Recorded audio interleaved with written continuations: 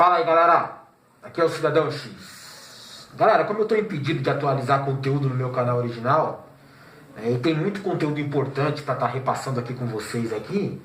Eu estou tentando me manter um pouco mais limitado dentro desse negócio da Copa do Mundo. É onde eu pego alguns vídeos e destaco alguns confrontos entre as seleções nacionais lá na Copa do Mundo e falo alguma real envolvendo os países, né, no jogo em destaque. E parece que isso não é muito bem aceito pelo YouTube. Tomei um strike no canal original por um vídeo desse.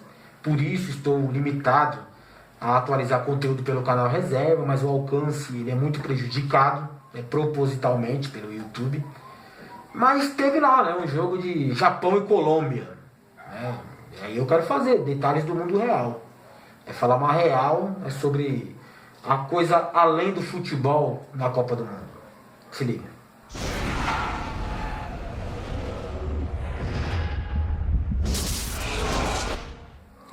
Galera, sobre Japão e Colômbia, eu podia começar falando sobre o futebol da Colômbia. O que é o futebol da Colômbia?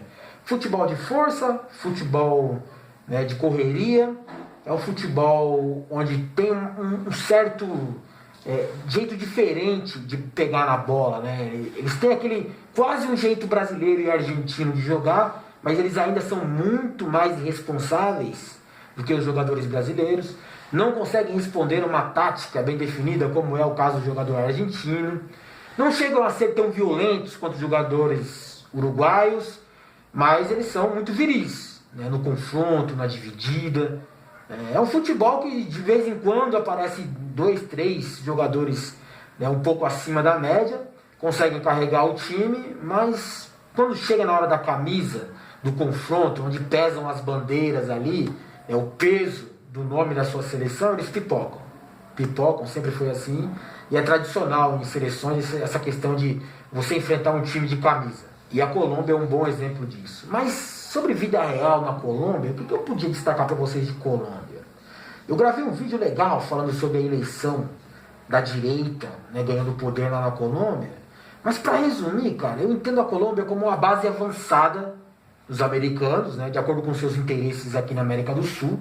Eles já estão instalados ali no Peru, né? Já tem alguma coisa de planos para a Venezuela, como você bem sabe.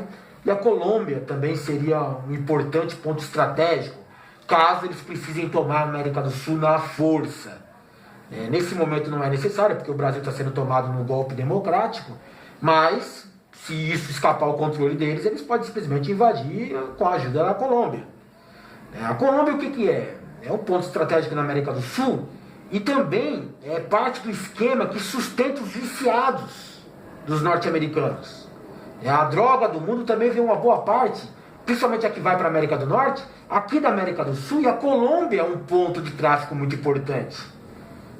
Precisa manter a galera entorpecida, a galera cheia de droga na mente, né, porque é mais fácil de controlar a gente assim, e tem que sair essa droga de algum lugar. Pode sair da Colômbia. Então é importante para os Estados Unidos ter o controle da Colômbia, por isso que eles investiram na eleição de um candidato de direita, que nada mais é, né, quando eu trato de direita na América do Sul, né, não é direita verdadeira, ideológica, né, é simplesmente a elite disfarçada de política, e tem um monte de pato que ainda cai nessa coisa aí, e eles abraçam, votam e elegem candidatos da direita, e para eles é interessante você comandar o governo, porque eles precisam dominar o tráfico está sendo dividido, como por exemplo as Farc. E as Farc não está muito afim de abrir mão dos seus ganhos do controle do tráfico de drogas para o governo, e o governo agora de direita vai retomar o controle do tráfico lá dentro da Colômbia. Fica só olhando. Galera, para falar do Japão, primeiramente eu vou falar de como eu penso o Japão. Eu vejo o Japão como um país que você tem uma certa simpatia pelo povo de lá, pelo comportamento muito comedido deles, muito educado, a disciplina, a inteligência que é de admirar naquele povo, mas ao mesmo tempo a gente tem uma certa repulsa, uma certa resistência contra o japonês, principalmente para quem conhece de história. O Japão ele se faz muito de vítima hoje, na atualidade, porque um dia, né, garantidos ali na sua soberba e tal, do poder, né, na ambição que eles tinham ali de participar dos jogos de poder do mundo, se juntaram ao eixo na Segunda Guerra Mundial, né, e tentaram se levantar. né? Tentaram ser um país importante. Eles já tinham lá as suas ambições dentre os países asiáticos. É por isso que o japonês não é tão inocente assim. É só você observar o ódio que outros países de origem asiática têm do povo japonês. Então não é um povo inocente, não é um povo, né, que merece tanta simpatia assim. Eles cometeram muitas atrocidades nas suas guerras, né, nipônicas lá contra outros povos asiáticos. Né, coisa absurda mesmo que o japonês fez contra coreano, contra chineses. Mas o Japão, hoje ele se passa muito por vítima, porque quando ele perdeu a Segunda Guerra, junto com a Alemanha, né, e a Itália fingindo que estava lutando, eles tomaram uma surra, cara. Tomaram uma surra porque eles foram o primeiro país a serem vítimas, primeiro e únicos, na verdade, de um ataque nuclear. Na verdade, foram 2 ataques nucleares. Né. Foi uma jogada muito suja e covarde dos norte-americanos, mas, né, foi de acordo com os interesses, né, e os objetivos deles. Eles queriam a rendição dos japoneses, que estavam, né, reticentes ali, eles não queriam se entregar. Eu acho que faz parte da cultura guerreira deles lá, juntamente com o código samurai de agir. Eles não iam se entregar se não fosse aquelas 2 bombas atômicas, e os Estados Unidos jogou tudo que tinha ali naquela situação, mas atingiu gente inocente, de certa forma, na guerra, não atingiu campos militares, e sim cidades com bases civis, ou seja, tinham crianças, mulheres, idosos nas cidades vítimas do ataque americano. Perderam a guerra, se renderam, e como punição por um dia ter se levantado dentro dos jogos de poder, para que isso nunca mais aconteça, e aconteceu a mesma coisa com a Alemanha nessa punição, eles foram castrados. Quando eu digo castrados pelo poder, eles perderam o direito de ter forças armadas novamente um dia na sua história. A Alemanha também passa por isso, e para um povo guerreiro, um povo que tem um imperialismo muito forte, que viveu, entre guerras e avanços por territórios para tomar, se enriquecer dessa forma, você perdeu o direito de ter forças armadas, um esquema muito humilhante. A Alemanha e o Japão passaram por isso. E uma punição extra que o Japão serviu também, assim como a Alemanha passou por um tempo nessa situação, foi servir de refém. No caso, o Japão ficou de refém dos Estados Unidos. E é assim até hoje. É um refém dos Estados Unidos. Tem sua autonomia econômica, seu desenvolvimento, muito em parte do intelecto do japonês, mas ainda é refém dos Estados Unidos. E vai ser um bom tempo assim, porque ele é estrategicamente muito posicionado próximo de inimigos dos Estados Unidos. Então é legal ter uma base ali. Usar aquilo, explorar o espaço japonês como uma possível base de lançamento de mísseis, de ataques militares. Você ameaça os seus inimigos, como por exemplo Rússia e China, através do Japão, se posicionando ali. Assim como é a Coreia do Sul hoje para os Estados Unidos. Cara, mas como eu disse, o Japão não é vítima inocente não. A gente paga o que a gente fez lá atrás. O mundo dá voltas. No futebol, cara, eu podia falar do Japão da seguinte forma. Eu vejo o Japão como aquele time que a gente tem simpatia. A gente gosta de ver o Japão ganhando porque a gente torce por eles ganharem. Por que a gente torce por um time como o Japão ganhar, por exemplo? Porque a gente sempre tem aquela tendência a torcer pelo mais fraco.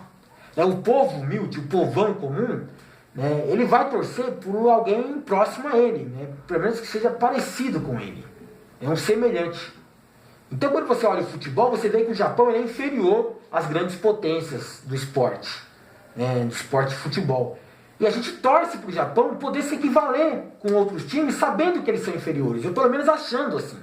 A gente se sente representado por um time inferior enfrentando os superiores. É assim, como povo, você quer isso. Você quer ter a oportunidade de enfrentar quem te oprime, quem te ataca, quem te comanda. E a gente vê isso no futebol e acha dessa forma. Muita gente torcia para o Brasil no passado, baseado nessa lógica. O Brasil sempre foi o país coitadinho no cenário mundial. Mas no futebol a gente conseguia bater de frente com as grandes potências. Então a galera sempre torceu para o Brasil em torno disso. Mas a gente perdeu essa imagem no futebol mundial quando começou a juntar essa geração de celebridades do futebol, geração Nutella. Os moleques cheios de nome toque, tudo delicado, os moleques arrogantes, os moleques não respeitam ninguém. Então não passa mais aquela imagem de vítima para merecer a simpatia dos outros. Quando a gente olha para o Brasil hoje, a gente tem meio que raiva. Outras seleções veem o Brasil como um vilão a ser batido. E o Japão ainda tem aquela imagem que a gente tem de um time inferior, né, combatendo um superior. Então a gente vai mesmo ter uma simpatia por um time como o Japão jogando bola.